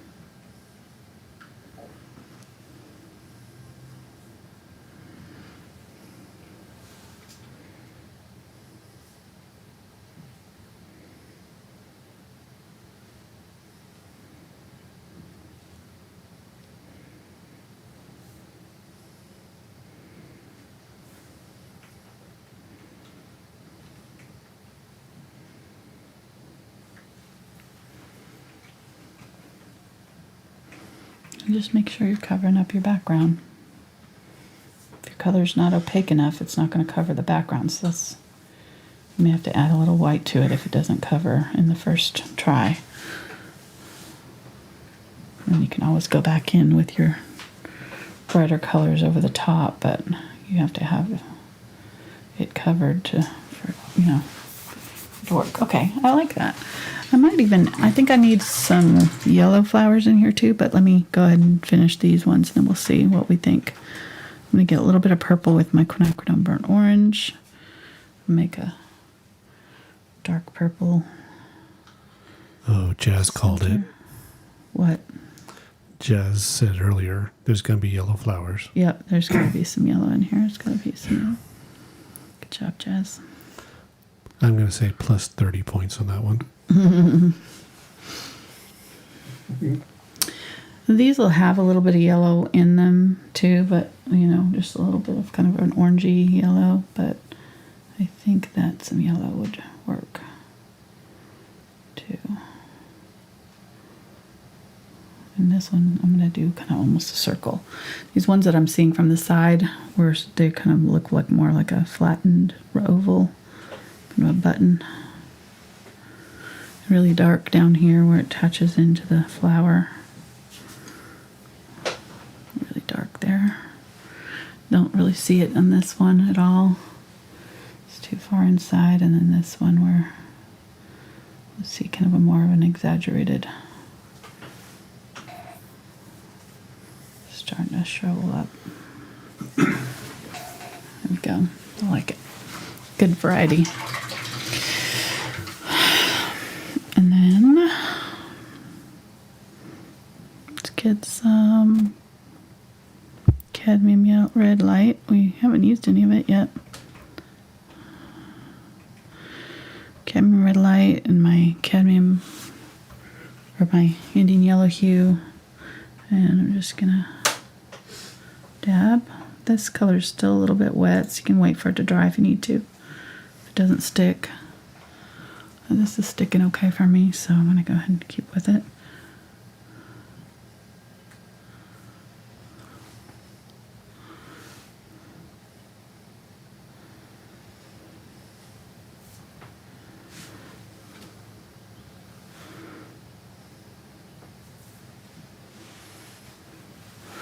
All right, and then I'm going to get some yellow, mix that in with this color, and just add a little bit of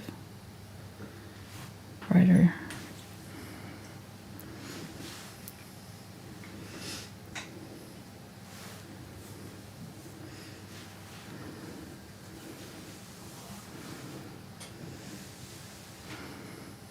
It's not one to stick because this paint's got several layers on it already. There we go.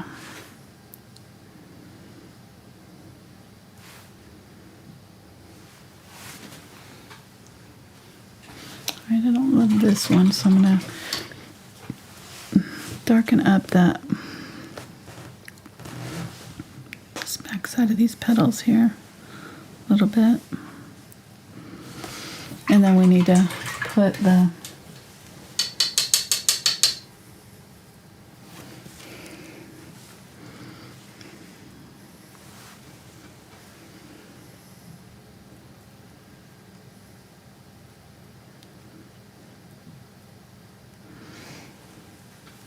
green underneath here where it's attached to the flower. Get some of that burnt orange or burnt umber and green and a little bit of yellow. And it looks like it's just kind of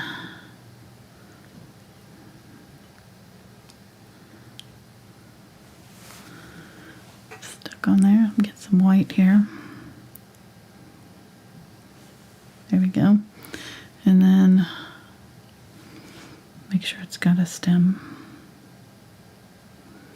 And each one of these, make sure they've got, and you can pick a spot if you want to already, that already has like some grass coming up, and then use some already there to,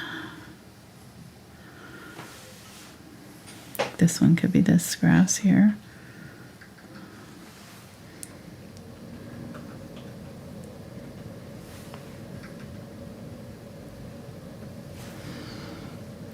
making sure I have enough water in my brush, so I'm getting a line here. Not one to come off first. There we go. And then I can get a little bit of yellow and white and highlight those so they're not so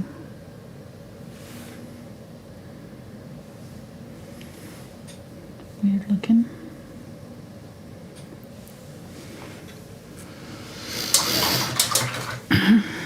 And then this one, obviously, I kind of painted over that part there, so I need to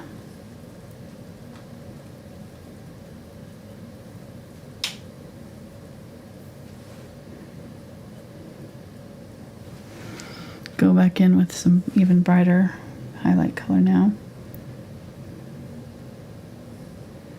This is where I can really kind of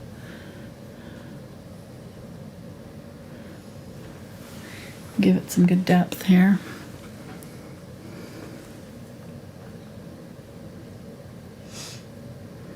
I'm really trying not to drag too far into the towards the center, so, and maybe kind of more on this side where the light's coming from.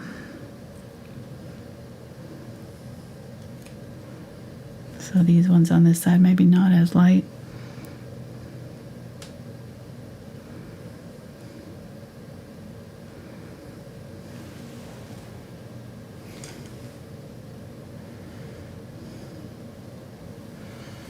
I love this one. I'm not sure what I did with it, but didn't work, but don't really like it.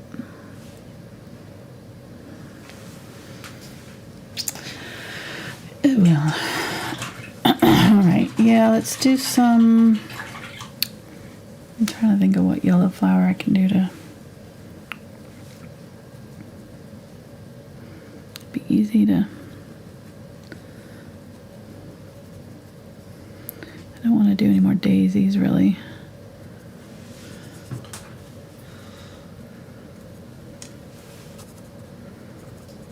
Kind of look to do some spiky type flowers, maybe.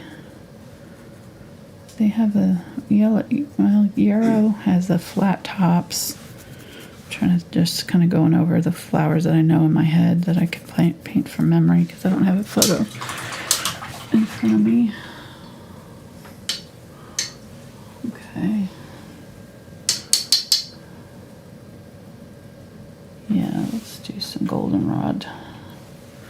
Okay, we'll do some goldenrod. Get some gold, yellow. Just do a few right here coming across. And that'll be a good one to do with these rooster fits. It's fitting. Kind of fits the theme. Yeah, that'll work. And then let's add some green leaves to it too.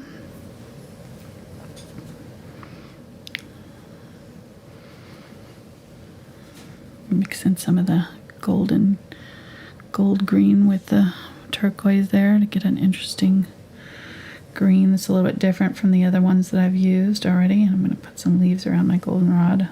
Kind of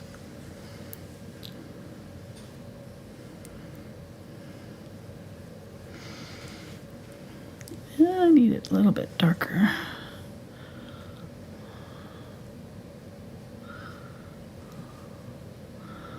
Turquoise and burnt umber here. The leaves are kind of long. I'm just going to add some little small leaf-like things to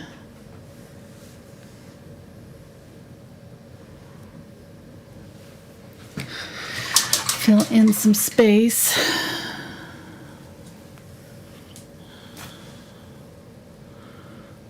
Get my white here with my yellow.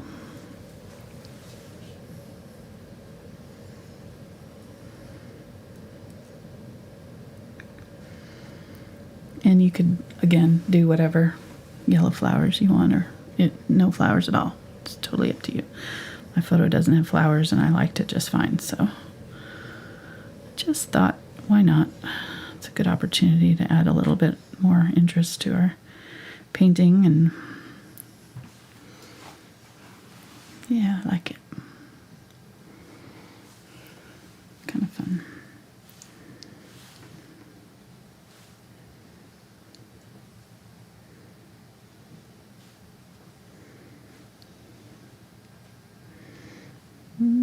Could use a little bit of cadmium yellow light too if you have it. It'll give it a little bit more of a brighter yellow. I'm just going to kind of add some yellow bits to the back here. And really you could also, if you wanted to, kind of put some purple tones in the far back, like, you know, as if we're seeing them farther away, but I wasn't sure if we were going to do the purple, so I didn't do that. But okay, so yeah, they kind of come down. I could go a little bit wider with them. They kind of come out and down a little bit. Yeah, okay. Maybe a little bit more gold in the center, a little bit of depth. Like a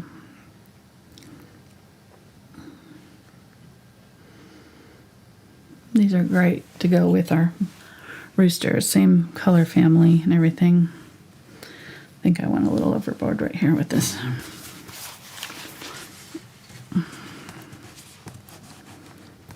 Wipe that off.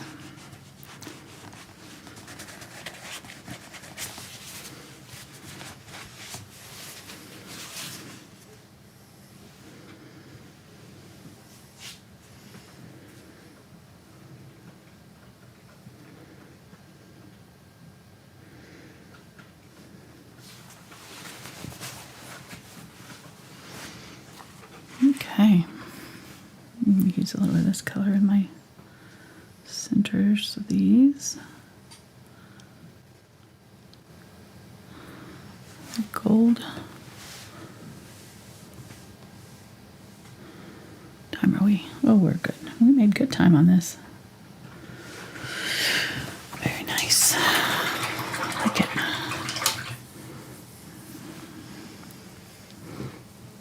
Get a little bit more of like a gold or a yellow green here. Some white to make it stand out a little bit more.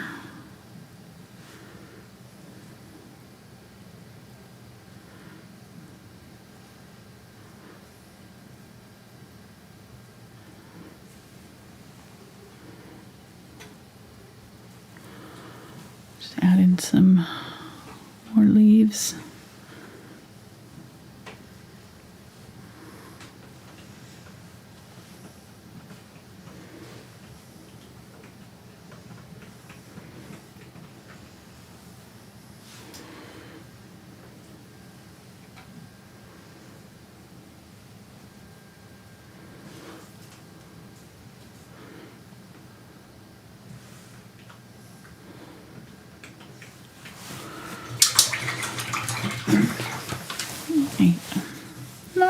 Not 100% loving the flowers, but I like the purple ones. I'm not sure I like the yellow ones.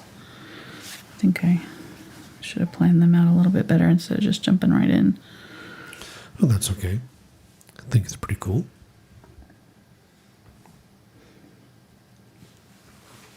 And while you're figuring out the flowers here, squeeze in just reminding everybody about patreon.com/AngelaFineArt. Of course, now I can't talk either. Mm-hmm. I don't know. But this time of year, I'm already I think it's just painting this is giving me symptoms. Yeah, I think I'm allergic to those flowers you just painted. But there you'll find traceables and bonus videos and challenge image videos at $2, $5, and $10 level. Go there to the patreon.com. You can get more information. Yeah. Yeah. and support the channel. Thank you so much to everybody who does it every month. We really, really appreciate it. Yes. Got some great patrons. Lots of folks have been with us for years there. Since the first month. I know, it's crazy. Some would say We haven't scared them off yet. They're gluttons for punishment. Yeah. Getting some burnt orange here, just adding a little bit of that orangey red undertone to my centers of the flowers. What were you saying? Some people would call them amazing. Amazing. What was that? Oh, she was asking about glazing liquid, and it came out amazing liquid. Yeah, last week. That was great. Sorry, we're going to be using that.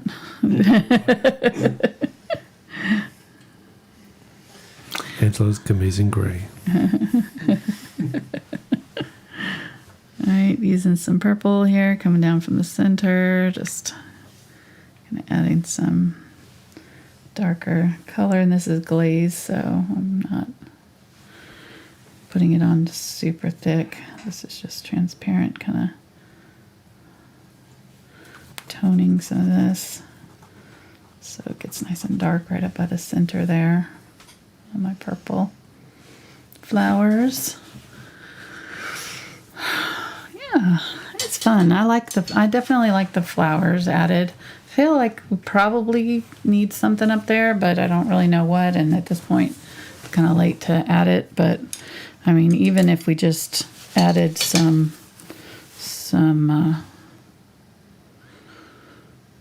I don't know, like you could probably have a flower coming across if you really wanted to be bold. Like you could have a flower coming across and up in here. I don't think I want to do that, or you could have your field of flowers coming back up here where you're seeing some smaller purples back up in here, like you've got some distance.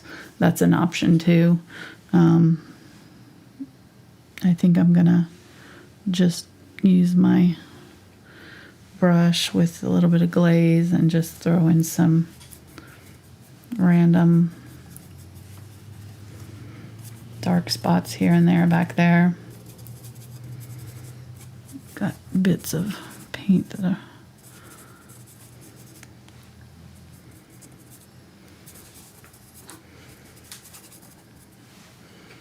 like just to give it something, just so that it's not just a solid color back there.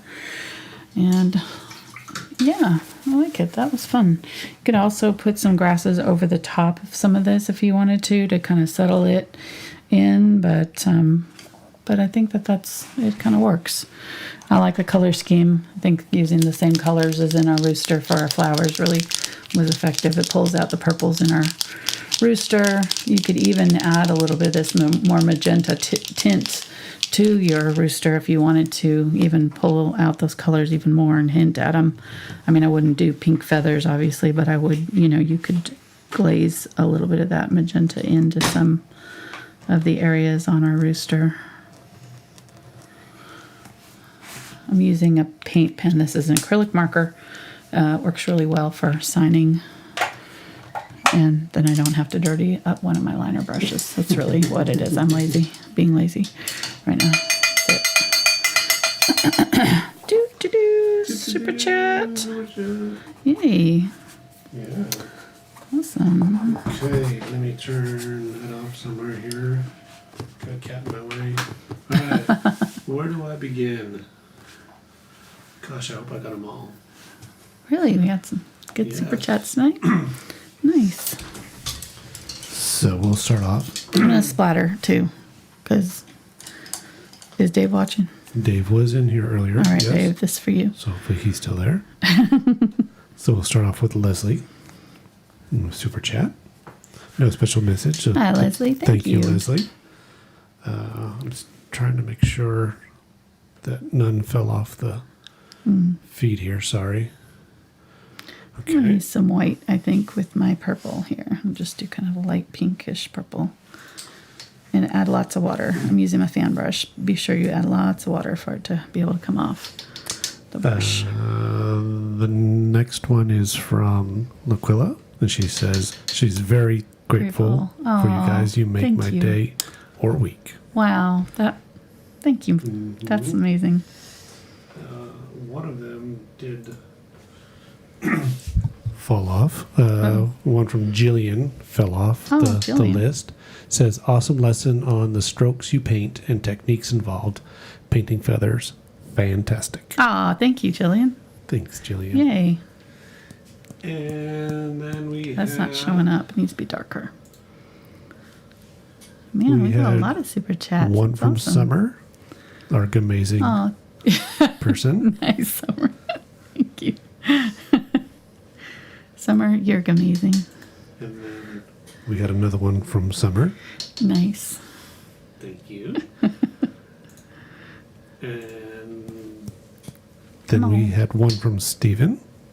Thank you, Stephen. Thank you, Stephen. Or is it Stefan? Ooh, good question. Stefan? No, not Stefan. Not Stefan? Are you sure? And then we have another one from Stephen. Says, as an ER nurse working through COVID phase, help my mental health greatly. Oh, wow. I learned so much and developed a skill that I didn't know I had. So first, thank you for working through all this craziness and helping out so many people. Oh, my gosh. And thank you for the support. Putting yourself on the line. Mm-hmm. We are so... Honestly, it was a terrible time, and it was scary for a lot of people, but I was just telling Mark earlier today, I miss him on that back porch. Like we had, every time I sit on the back porch now, where we sat for weeks and months working together side by side, I miss having him home with me, during the days like this, especially when it's nice out. And we got a lot closer to our community too during that time, just getting to do the videos and be together more than we never normally would have been. There was a lot of good that came out of it for some people. Okay, and I got some questions. All right. You ready? Yep.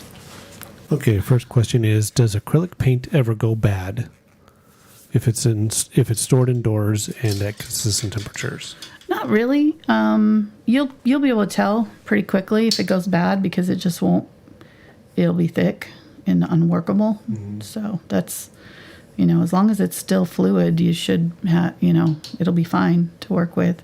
It may get a little grainy too, like as it kind of dries, it can get like weird properties to it. Like parts of it might get a little thick, and you might have inconsistency in the same tube, so you may have some areas that are, or sometimes it'll separate, so you may have some areas that are, there we go, that's what I wanted.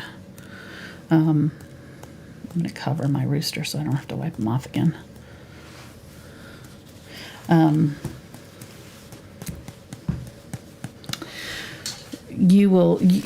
Basically you'll be able to tell, as soon as you start painting with it, you'll be able to tell, because there could be like little thick bits in it too, that I think this is helping also kind of disguise this background. So I But think overall, the paints are stable because they are for sure. plastic, and if Right. they're stored properly, they should last a long time. like years, like years and years and years, decades in some cases, so.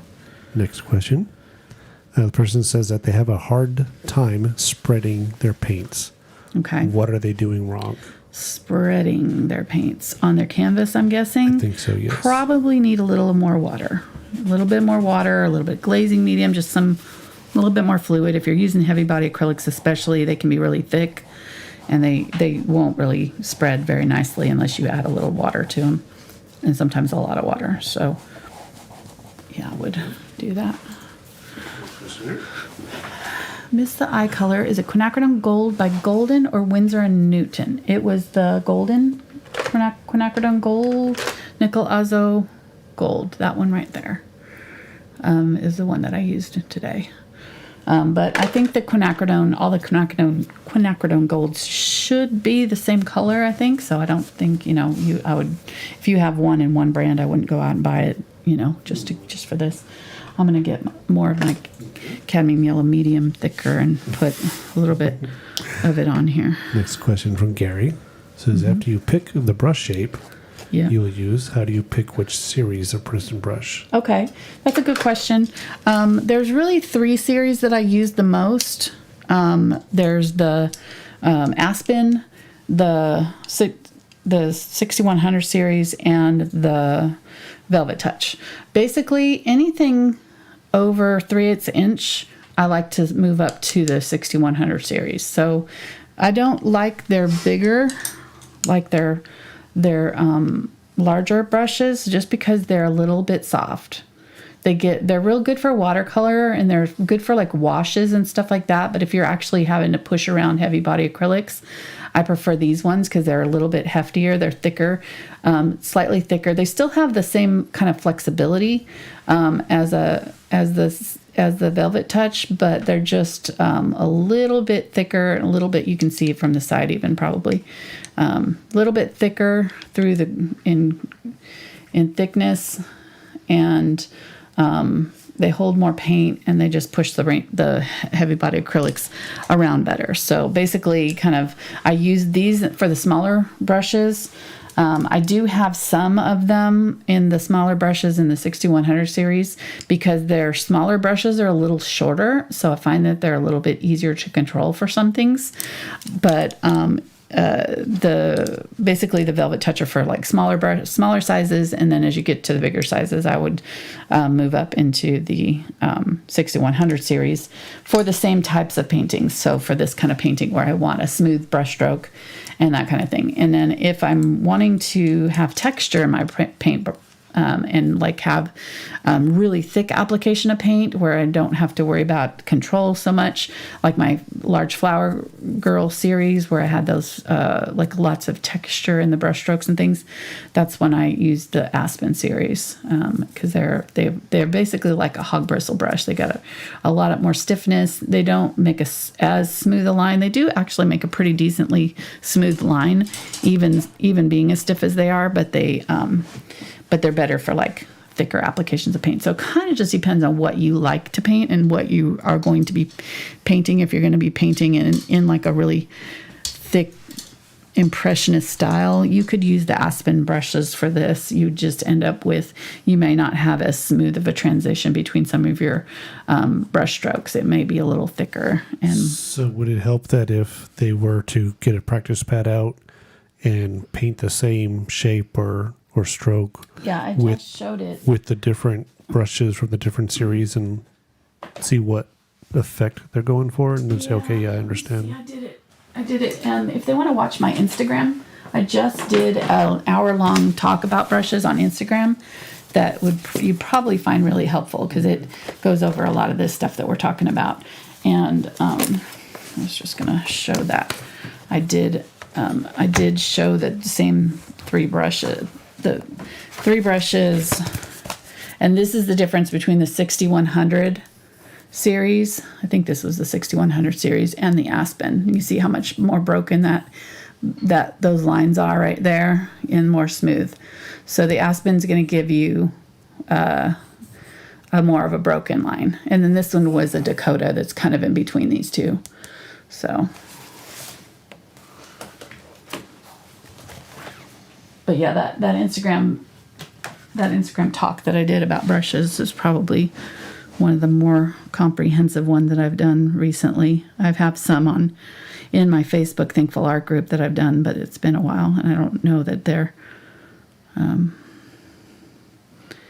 as up to date on what I'm using now, So the Instagram was just like a couple weeks ago. So just adding that bright yellow here in a couple of these places. This is helping. Is that it? That's it. All right. Well, thank you guys. If you want links to any of the stuff that we've been talking about down in the description of this video, there's links to the brush guides where you can find the brushes that I used. Also, And there's a list of the brushes that I use on there, but also on Instagram. My link to my Instagram page is down there, my website page. If you want to join our newsletter, we've got thankfulart.com is our website. We are going to have our new website up within weeks. I don't know when. We're working on it right now. I'm going to have to put in a lot of time in the next few weeks. There's a next beta. few days. There's a closed beta. Yes. I think my patrons are going to kind of start helping me test it here pretty soon, coming up. And, but we'll have basically all of my videos in one place and all the downloadable stuff there too, eventually. It's not there yet, but you can sign up for the newsletter. We send it out every Friday, and it tells you what we're going to be doing, and you guys will be the first to know when we do have the new website up. So, all right, that's it. Thanks, guys, so much. Hope you enjoyed it. This has been a lot of fun. He's so fun. I love painting roosters. I hope you guys enjoyed it, and I hope you have a great rest of your week. And we will. And we forgot to say Happy Easter on Saturday, so hope you had a Happy Easter. I really feel bad about not. I was so concerned about everything else that I was doing. I forgot to say Happy Easter. So, but yeah, we got to go and spend some time with my son. It was fun. And spend time with the kiddos is always nice. So we will be back on Saturday. And if you're part of my Patreon $10 folks, we're going to be doing part 2 of our Colorful Dog series. Did we show it? We didn't show it, did we? This is the first one. Here we go. Massive Fitzpickle. 24 by 24 canvas. Really fun, colorful style. So we'll be doing a second one because we got that one done so quickly. We'll be doing another big one in the following 2 weeks, this Thursday and the next. So you still have time to join us for that if you want to. All right. Thanks, guys, so much. We'll see you next time. Bye.